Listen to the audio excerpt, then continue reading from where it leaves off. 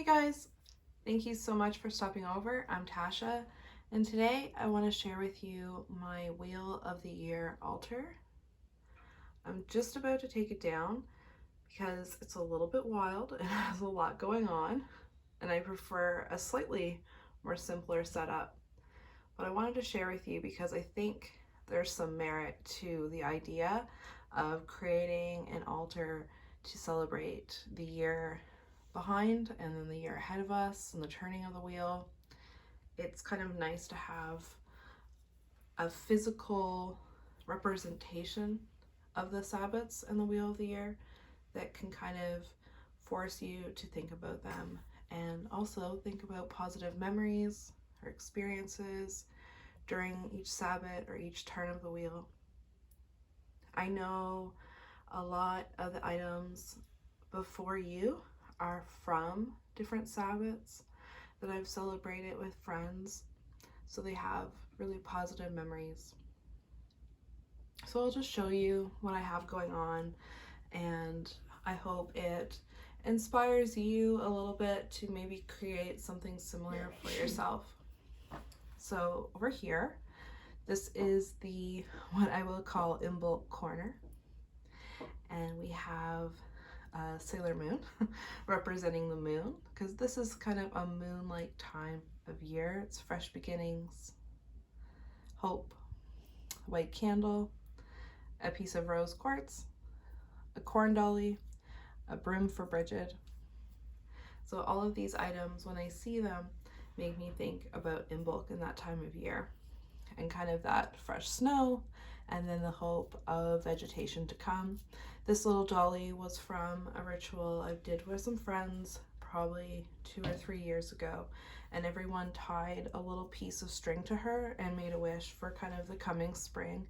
And so when I see her, I think about them, and it's just kind of really nice reminder of the past and happy times. So that's Imbulk. And over here we have an Ostara Beltane kind of combination happening.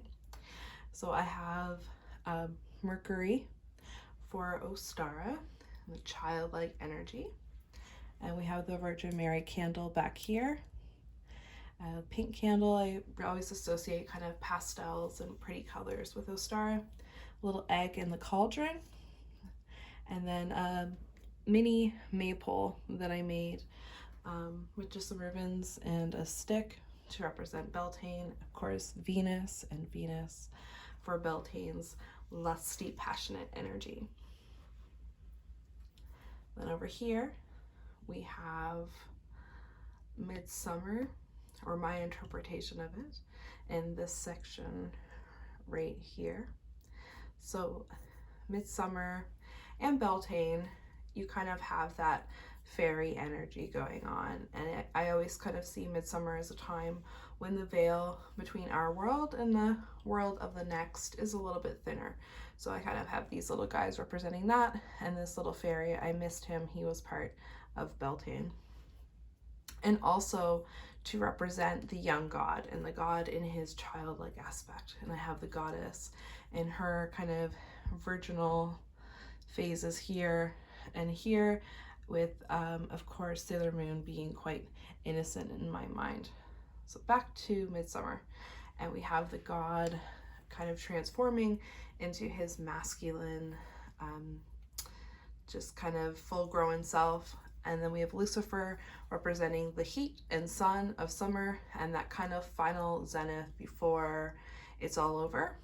And behind that, I have a little Valentine tag from my husband with a nice little message on it that kind of makes me think of those happy summer times. So kind of that summery, passionate vibe.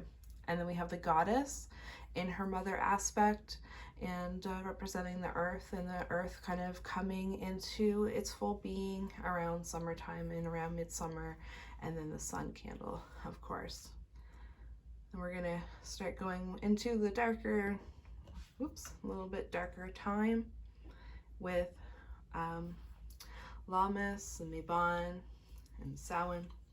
So over here I have a solar cross that a friend of mine and I made during our Lunasa ritual not this year, but the year before, so 2019. And then we have Sailor Mars representing Lammas in that kind of full sun, also dying out sun aspect, and also the warrior aspect of God. And then we have some crow feathers and other blackbird feathers, which I associate with Mabon and the autumn equinox. Over here is some spirits to offer to the gods, representing abundance during that autumn equinox time of year. And then over here, we kind of have Samhain and the skull, and then the hand that says the futures, and in the palm of your hand representing divination, because that time of year is a really good time to do divination. So those are kind of things I think about. Anubis to represent the spirits who have passed on. And then we have the moose jaw here, which is a representation of the horned god. And with it being a bone, I thought it would be very fitting for Samhain. Then going into Yule, I've got going on here Nyx, because the winter solstice is the longest night of the year, and her being a goddess of night, I think that's really, really fitting. And then the horned god again, in his horned god, older sage man aspect. This candle's to Saturn for the for Samhain. And then we've got Yule over here with the crone goddess, the cauldron of rebirth happening. So we're going through the cycle from our cauldron at Beltane and Midsummer. And now we're going full circle into the cauldron again towards the end of the year. And then the white candle and the little Yule decor.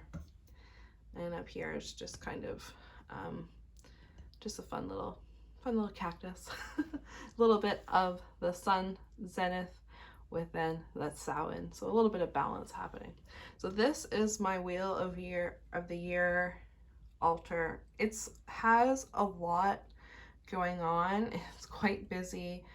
I am taking it down today, but I couldn't take it down without sharing it with you first, because I really do think that it's a good idea. It's kind of inspiring, and maybe it'll give you some ideas on how you can honor the wheel of the year in your house to think back on the past and the future.